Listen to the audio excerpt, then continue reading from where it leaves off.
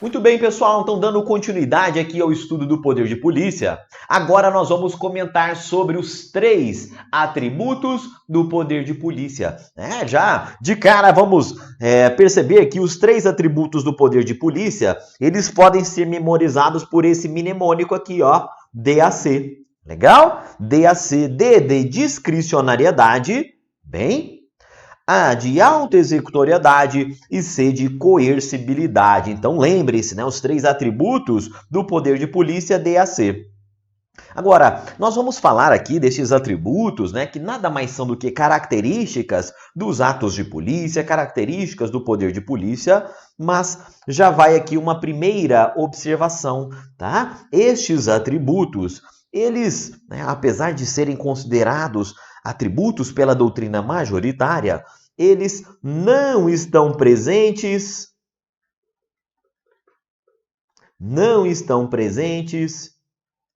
em todo ato de polícia. Tá legal? Eles estão presentes sim em uma boa parte dos atos de polícia, mas eles não são uma regra absoluta. Tá legal? Significa que, apesar dos atos de polícia serem, em regra, em geral, discricionários, haverá sim atos de polícia vinculados. Haverá atos de polícia não autoexecutórios e haverá também atos de polícia que não sejam coercitivos. Tá legal? Mas vamos aqui detalhar um pouco mais estes 3 atributos, né? Porque isso aqui cai em prova, tá? Um dos aspectos mais importantes aqui do estudo do poder de polícia é o conhecimento aqui dos seus 3 atributos. Tá legal? A discricionariedade, né, dispensa maiores comentários, porque diz respeito a certa liberdade que possui o agente público para praticar para praticar os atos de polícia. Legal? Então, a atividade de polícia administrativa, em regra, é uma atividade discricionária. Tá? Por exemplo, eu vou fazer ali, né, eu sou um órgão de fiscalização de determinado município, de determinado estado, né? Ou o próprio fisco, né? A Receita Federal, as fiscalizações estaduais, municipais, elas vão lá realizar ali uma fiscalização. Opa! Aquela fiscalização, amigos, ela está permeada por uma série de discricionariedades. Quem fiscalizar, quando fiscalizar, como fiscalizar, tá? Há uma certa liberdade para que estas autoridades, esses órgãos competentes para exercer o poder de polícia, né, eles possam ali realmente decidir e tomar algumas decisões quanto ao exercício do poder de polícia. Tá legal? Então, né, o que vai acontecer? A Receita Federal, por exemplo, ela vai examinar ali o interesse público, né, a máxima arrecadação, a expectativa de controle, e ela vai definir, poxa, esse ano nós vamos focar aqui nossos esforços na fiscalização dos serviços prestados na área médica. Opa, pega ali todos aqueles recibos, aquelas notas fiscais de serviços médicos. Tá? No ano seguinte, foca lá em serviços odontológicos. Tá? Então, esta decisão quanto a quem fiscalizar, a dimensão, né? A diretriz que é emanada ali, isso representa sim uma discricionariedade. Tá legal? Agora, nem todo ato de polícia é discricionário. A gente sabe, se a gente pega, por exemplo, os atos de consentimento, a gente sabe que, basicamente, nós temos lá os atos de autorização de polícia, legal? Autorização de polícia, né? E os atos de expedição de licença. Tá legal? Se, né, vamos supor que você é beneficiário ali de uma autorização para porte de arma. Tá legal? Então, na autorização, né, é um ato administrativo em que há, sim, discricionariedade. Bacana? Mas imagine aí, ao contrário, a polícia administrativa expede uma licença a seu favor. Seja uma licença, né, por meio ali de um alvará sanitário, seja uma licença para você dirigir, tá? Na forma ali da sua CNH, seja uma licença para você construir aí a sua residência, tá legal? E o que vai acontecer nestes casos, em todos estes casos de expedição de licença como exercício do poder de polícia, amigos, não se fará presente a discricionariedade, tá legal? Porque a licença, como vocês bem sabem, é um ato vinculado. Legal? É um ato vinculado. Bacana? Muito bem. Ao lado da discricionariedade, nós temos também a autoexecutoriedade, tá? A autoexecutoriedade, ela permite, né, aquele atributo que permite à administração, ela própria executar, a própria administração executar as suas decisões, tá legal? E executar as suas decisões com meios próprios, sem a necessidade de uma decisão prévia, sem necessidade de submeter previamente aquela execução ao Poder Judiciário. Tá legal? Então, sem necessidade de uma decisão judicial prévia. Legal? É isso que caracteriza aqui a autoexecutoriedade, né? E a gente sabe que a autoexecutoriedade ela se fará presente nos atos administrativos e nos atos de polícia em duas situações. Ou quando houver uma expressa previsão em lei, tá legal? Ou quando nós estivermos diante de uma situação de urgência. Tá? Nesses dois casos, o interesse público, né, está dizendo, o interesse público está se inclinando por uma atuação imediata do poder público. Legal? É aquela situação, né? Imagine aí, tem lá num determinado município, né, aquele exemplo clássico, o prédio caindo aos pedaços, né, um prédio em ruínas. A qualquer momento pode cair uma pedra e acertar um carro que está lá embaixo, logo ali abaixo do edifício, né? Pode despencar uma pedra ali e acertar na cabeça de uma criança, de um idoso, de uma pessoa qualquer, tá bem? Então, o interesse público, diante dessa situação de urgência, o interesse público está dizendo que a administração pública deve agir de imediato. Então, ela própria traz lá o trator da prefeitura, pega lá os pedreiros ali da prefeitura e ela própria vai executar aquela decisão, ela própria vai demolir aquele edifício que está em ruínas, pode cair a qualquer momento. Não é legal? Então é um exemplo de ato de polícia autoexecutório. Legal? Olha só, o que é importante a gente perceber, né? Além destes dois casos em que se admite atos de polícia autoexecutórios, é importante nós percebermos que nem sempre os atos de polícia serão autoexecutórios. Tá? Porque nós temos, por exemplo, o caso da multa, o ato de multa. Imagine aí uma multa de trânsito, tá legal? A multa de trânsito é um ato de polícia que não é revestido desse atributo da autoexecutoriedade. Poxa, Daldi, então, a administração, para ela cobrar uma multa, ela precisa de uma decisão judicial prévia? Precisa, pessoal. Legal? Então, imagine aqui. Você recebeu uma multa de trânsito, tá? R$2.000. Bacana, você não quer pagar, tá? Você não quer pagar e você não paga. Passa ali anos sem você pagar aquela multa. O que acontece? A administração pode executar aquela multa. Ela pode expropriar, né, aqueles R$2.000 do seu patrimônio, cobrar à força de você. Amigos, para que ela faça isso, ela precisa de uma decisão judicial prévia. Então é o juiz quem vai avaliar ali e falar, opa, ele de fato, né, cometeu aquela infração, a multa foi aplicada ali ilicitamente, então é o juiz quem vai lá na sua conta bancária, pega ali aqueles R$2.000, tá? E entrega para a administração pública para satisfazer aquela dívida, tá bem? Então a multa é um contra-exemplo, é um exemplo de ato de polícia que não é autoexecutório, tá bem?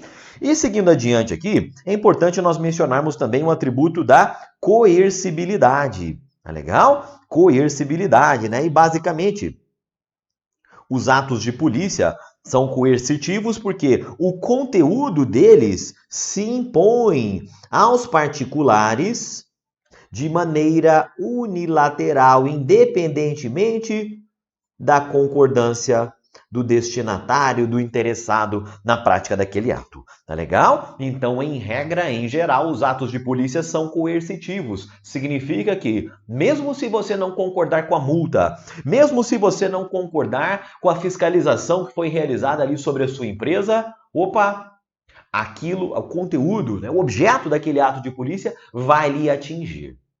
Tá bem? Ele vai lhe atingir. Agora, nem todo ato de polícia, aqui também, né, aqui de novo, nem todo ato de polícia é coercitivo. Por exemplo, autorizações, por exemplo, licenças, tá? Em geral, esses atos de consentimentos de polícia, não são atos coercitivos, né? Porque existe um interesse do particular em ver aquele ato expedido, né? Do interesse do particular a expedição da licença, daquela autorização. Tá bem? Então, grave aí, discricionariedade, autoexecutoriedade e coercibilidade, tá? DAC, são atributos em geral dos atos de polícia, mas não são atributos de todos os atos de polícia, tá? E aqui é importante nós fazermos uma última observação. Quanto à discricionariedade, legal? Quanto à discricionariedade, né, que dá ali uma certa liberdade para a prática dos atos de polícia, é importante nós observarmos que estas decisões, esta certa liberdade que dispõe o gestor público, ela acaba sendo limitada pelos princípios da proporcionalidade e da razoabilidade.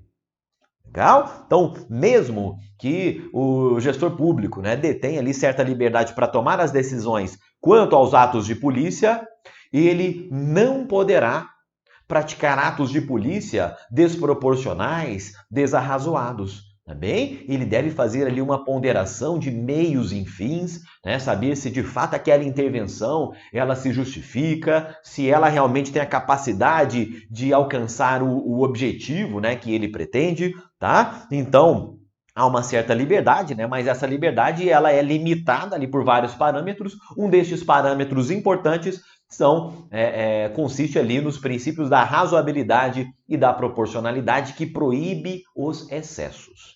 Bacana? Vamos ver aqui questão de prova sobre esses atributos, meus amigos. Olha só. Embora o poder de polícia da administração seja coercitivo, o uso da força para o cumprimento de seus atos demanda decisão judicial. Legal? Isso aqui, amigos, está errado, tá bem? Por quê? Ele acabou, né, em primeiro lugar, tentando fazer uma confusão aqui entre coercibilidade e autoexecutoriedade. Como um dos atributos dos atos de polícia é justamente a autoexecutoriedade, a gente sabe que, em regra, o uso da força, a adoção de meios próprios pela administração pública, não depende... Tá? Não depende de uma decisão judicial prévia. Então, esse é o erro aqui deste item. Legal? Vamos aqui para mais um deles. Assim, pessoal, sempre importante a gente lembrar. A autoexecutoriedade, ela dispensa uma decisão judicial prévia à execução daquele ato. Tá bem? Agora, o que a gente não pode confundir? A autoexecutoriedade, tá? Não é que ela blinda o ato administrativo e ele se torna imune ao controle judicial, não é por aí. Tá? Mesmo o ato autoexecutório, a administração foi lá e executou com seus próprios meios, mas o particular atingido, ele vai lá, ele pode questionar aquele ato, né, aquela medida judicialmente. Legal? E se ele comprovar que aquele ato foi indevido, ele pode, né, demandar ali perdas e danos, ele pode, né, buscar ali realmente satisfazer ali as suas pretensões. Legal? Então a autoexecutoriedade ela apenas dispensa um controle prévio do ato, legal? Mas não blinda o ato contra controles judiciais, né? Inclusive de iniciativa ali do interessado, daquele que foi afetado pelo ato. Bacana? Aqui, seguindo adiante, amigos, olha só, mais uma questãozinha de prova. Versando aqui sobre coercibilidade e autoexecutoriedade, né, e também poder de polícia originário. No primeiro item, a gente tem lá que a coercibilidade caracteriza-se pela possibilidade de a administração pública executar decisões pelos próprios meios, sem recorrer previamente ao judiciário. Pessoal, isso aqui está errado. Tá? É uma questão típica de prova que o quê? Buscou confundir aqui coercibilidade com autoexecutoriedade. Tá? A autoexecutoriedade é a administração, ela própria executando suas decisões sem decisão judicial prévia. Segundo item, autoexecutoriedade caracteriza-se pela obrigação de os administrados observarem os comandos emitidos por atos de polícia. Tá? E aqui realmente houve uma troca. Tá? Esta obrigatoriedade dos particulares atenderem, né, eles serem obrigados pelos atos de polícia, decorre justamente da coercibilidade. Legal? Então, 1 e 2 estão equivocados. 3. Denomina-se originário o poder de polícia que abrange leis e atos administrativos provenientes de pessoas políticas da federação.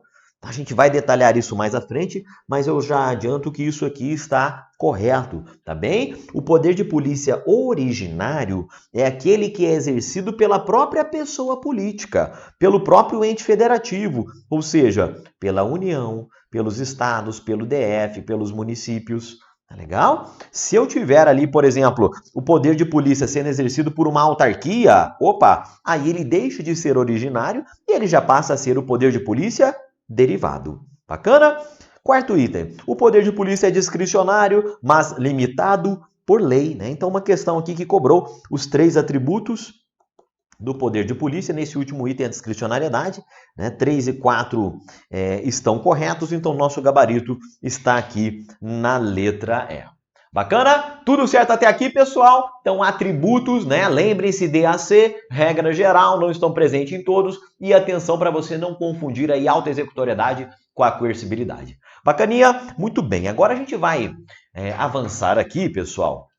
A gente vai avançar aqui e comentar, agora sim, e comentar com vocês, né? Como é que se dá o contraditório e a ampla defesa quando está assim, discutindo ali o exercício do poder de polícia, tá bem? O que vai acontecer? Em muitas situações, o poder de polícia, ele é manejado ali, né, principalmente em um viés mais repressivo, bem? Então a gente tem lá, né, aquela pessoa que praticou uma infração de trânsito, aquele mercado, aquela farmácia que descumpriu uma norma da vigilância sanitária, aquele profissional que descumpriu as regras do seu conselho de classe, tá? Então, no exercício do poder de polícia, a administração vai poder alcançar, vai poder apurar infrações e aplicar sanções àquelas pessoas faltosas. Tá? Agora, o que é importante a gente saber? Que, como em todo processo judicial, como em todo processo administrativo, é necessário se observar os princípios do contraditório e da ampla defesa também no exercício aqui do poder de polícia. Tá? Então, antes da sanção, a regra geral é que antes da sanção, antes da condenação, a administração tenha que ouvir o particular interessado. Tá? Ouvir lá um restaurante, né? Poxa, por que é que você está aqui funcionando sem uma autorização, tá? sem uma licença sanitária? Né? Por que você está trabalhando aqui já com um porte de arma, uma posse de arma vencido? Então o que vai acontecer? A administração, em regra, ela deve, né, dar uma chance para que o particular possa se explicar antes de aplicar a sanção. Legal? Então, a regra geral, amigos, é que nós tenhamos o contraditório e ampla defesa exercidos previamente. Legal? Então, eu tenho aqui, ó, imagine só aqui numa linha do tempo, tá? Em uma linha do tempo, eu tenho aqui que antes da aplicação da sanção, tá? Da sanção de multa, da sanção de embargo, de interdição, enfim, antes da aplicação da sanção, deve-se oportunizar ao particular se manifestar a respeito daquele assunto, exercer, portanto, o seu contraditório e a sua ampla defesa. Agora, o que vai acontecer, amigos? Esta é a regra geral, o exercício prévio do contraditório. Mas não tem exceção em relação a isso. Mas tem sim, pessoal. É o seguinte, a exceção não é que não vai ser direito do particular o contraditório e a ampla defesa, não. A exceção diz respeito ao momento em que será concedido um contraditório e ampla defesa. Legal? Porque há situações bastante específicas que o contraditório, a ampla defesa, irão ocorrer após a intervenção estatal. Tá legal? E aí o contraditório não vai ser mais prévio, amigos. Ele vai ser chamado de contraditório diferido, contraditório postergado. Legal? Imagine aí, né? Vamos retomar aquele nosso exemplo do prédio caindo em ruínas. Tá bem? Ato auto-executório, a própria administração percebe, detecta aquilo, tá? E buscando proteger a coletividade de pessoas, né, e de bens que passam ali nas imediações, nas adjacências daquele edifício, ela vai lá, né, e ela demole aquele prédio, tá bem? O que vai acontecer? Ela vai demolir o prédio sem ouvir previamente o proprietário, o interessado ali naquele caso. Bacana? Agora, ela demoliu o prédio e depois ela vai notificar o camarada, vai notificar ali aquele proprietário, falou, olha, em virtude dessa circunstância, né, tivemos que agir de imediato, mas vou te dar agora, né, após a ação, após a demolição, ela vai lá e oportuniza o contraditório e ampla defesa, tá? E o que vai acontecer? Poxa, Daldi, aí o leite já está derramado, né? Tá sim, mas aquele particular, caso ele comprove que a atuação da administração ela não foi legítima, ela não foi proporcional, ela foi desarrazoada, aí ele vai poder pedir, por exemplo, uma indenização por danos sofridos. Legal? Caso ele comprove que a demolição não era devida. Legal? Então, há situações em que o contraditório será sim oportunizado, mas em momento posterior à prática do ato. É o chamado contraditório diferido, contraditório postergado. Isso foi cobrado, né? Vejam só a questão de prova a esse respeito. Olha só, a Polícia Militar de um Estado da Federação organizou uma operação de fiscalização para controle de embriaguez na condução de veículos automotores. Para além das questões criminais envolvidas, diante dos motoristas que se mostraram em desacordo com os níveis de álcool permitidos para a condução de veículos, aferidos mediante o uso de instrumento específico, né, todo mundo soprando ali o bafômetro, os agentes apreenderam os veículos, bem como autuaram e lavraram autos de infração e imposição de multas. Bem, essa atuação configura exercício do poder de polícia pela administração, que está autorizada a adotar medidas acautelatórias da ordem da segurança, e olhem só, diferindo, postergando o exercício de defesa pelo motorista. Isso aqui, pessoal, está correto, tá bem? Olha só, a questão tomou o cuidado de dizer aqui, né, que está deixando de lado as questões criminais, se houve ali a prática de um crime ou não, tá bem? Então o foco aqui são as infrações administrativas. E vejam só, aquela fiscalização ali pela PM, ela própria já foi lá e apreendeu o veículo. Legal? Já o veículo já ficou retido ali. Né? Ela já foi lá, lavrou autos de infração, autuou ali diversos motoristas, né? Para fins de imposição de multa. E muita gente pode dizer, poxa, Daldi, mas eu não tenho que dar ali um prazo para defesa antes de apreender o veículo, antes de tomar ali uma série de medidas? E a resposta é não, tá? Porque neste caso, haverá o contraditório ficará diferido, postergado para um segundo momento. Belezinha? Então grave aí. É possível, né, que nós tenhamos em caráter excepcional o chamado contraditório diferido, postergado para um momento posterior à prática dos atos. Tá bem? E antes da gente avançar, amigos, eu vou fazer aqui um encerramento, né? Um pequeno encerramento, uma conclusão prévia, tá? Apenas para a gente dar uma recapitulada nos pontos mais importantes que nós comentamos. Então, venha aqui comigo na tela, tá? Esse é um diagrama que está lá no nosso material. Quando a gente fala em polícia administrativa, é importante nós percebermos que consiste naquela prerrogativa de direito público conferida a agentes e órgãos públicos para que eles possam estabelecer condições e restrições a particulares, tá? Condicionando e restringindo o uso e gozo de bens públicos e privados por particulares, tá? E o exercício de direitos e liberdades pelos particulares. O poder de polícia, ele é exercido por vários órgãos. O exercício do poder de polícia está distribuído por várias organizações públicas. Em regra, a polícia administrativa, ela é preventiva, mas ela pode também ter ali o seu viés repressivo. Tá legal? De qualquer modo, estará ela diante se debruçando sobre ilícitos de natureza administrativa. E estes pontos que nós comentamos acabam representando distinções entre a polícia administrativa e a polícia judiciária. Tá? Apesar do nome, a polícia administrativa ela não diz respeito aqui à polícia federal, à polícia civil, tá? E nesse sentido, ela não se confunde com a polícia judiciária, a qual incide sobre pessoas e não sobre bens, direitos e liberdades. A polícia judiciária, seu exercício está concentrado na mão de corporações específicas, ao contrário da administrativa, em regra, ela é repressiva, tá? E ela busca ali o combate à repressão a ilícitos penais, a ilícitos de natureza criminal, tá bem? Os 3 atributos do poder de polícia: DAC, discricionariedade, autoexecutoriedade e coercibilidade, tá? E a polícia administrativa pode agir por meio de atos normativos, tá legal? Condicionando, restringindo o exercício de direitos, ou atos concretos, tá? A exemplo ali da aplicação de uma multa, né? De apreensão de uma mercadoria, do embargo de uma obra.